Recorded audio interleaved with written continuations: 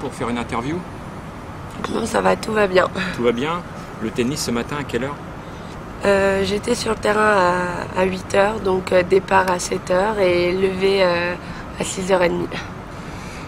Aravan-Reza, et je crois que c'est un nom maintenant qui va inspirer la crainte aux adversaires et puis surtout l'admiration du public français.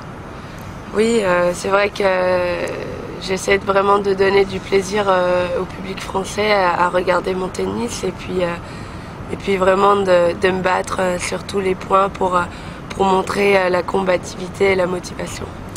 Il a fallu, je crois, si je calcule bien, 17 ans pour en arriver à ce moment-là, le moment que vous attendiez, pour lequel vous avez beaucoup travaillé, beaucoup de sueur et beaucoup de larmes, je crois. Oui, beaucoup de sacrifices, des heures d'entraînement, beaucoup de volume d'entraînement et c'est vrai que c'est des années et des années de travail et voilà, aujourd'hui on fait tout ça pour gagner des tournois et quand on arrive au moment de bonheur, et ben, on oublie tout et on avance et on pense au futur. Là, après la balle de match à Madrid, là, c'était quel état d'esprit? Après la balle de match, dans la tête, déjà ça tourne, tous les moments passés, tout mon vécu comme un film, tout tournait dans ma tête et puis le cœur battait à 10 000 et c'était impressionnant comme sensation parce que bon, on travaille pendant des années pour justement sentir ces émotions-là et j'en suis fière et je suis vraiment contente de les avoir eues. Là, on parlait des moments difficiles, alors justement, on y revient un peu. Jamais envie de brûler la raquette et de passer à autre chose?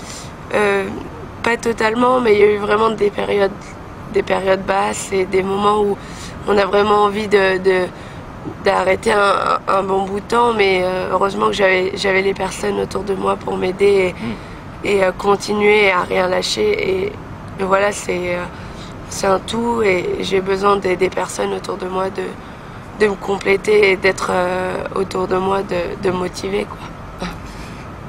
La victoire à Madrid, on y revient parce que c'est vraiment un grand exploit là, qui arrive maintenant et en épinglant les 3 numéros 1 mondial, si j'ai bien compté, 3 numéros 1 mondial, ça a dû vous mettre en appétit là, hein? Oui, ça donne vraiment la confiance pour la semaine avant Roland-Garros.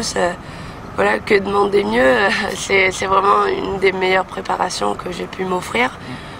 Et puis c'est vraiment une bonne occasion pour moi de montrer ma qualité de jeu et d'agressivité et de pouvoir montrer aux autres filles que voilà, je suis présente et que je peux me battre du début à la fin du tournoi. Mais les internationaux de France, on sait que c'est un piège et que beaucoup de joueuses françaises se sont brûlées les ailes. À part Marie Pierce qui est arrivée au bout de son rêve, toutes les autres ont échoué.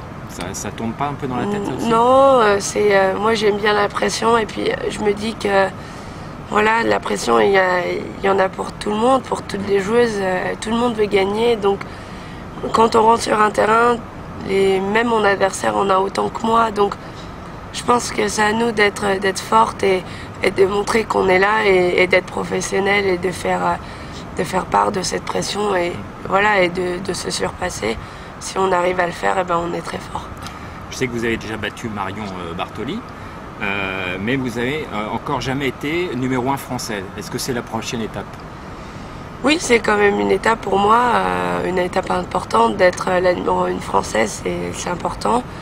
Pas la plus grosse, mais c'est vrai que c'est une des étapes et je voudrais bien l'être le plus rapidement possible. Numéro 1 française et dans le top 10,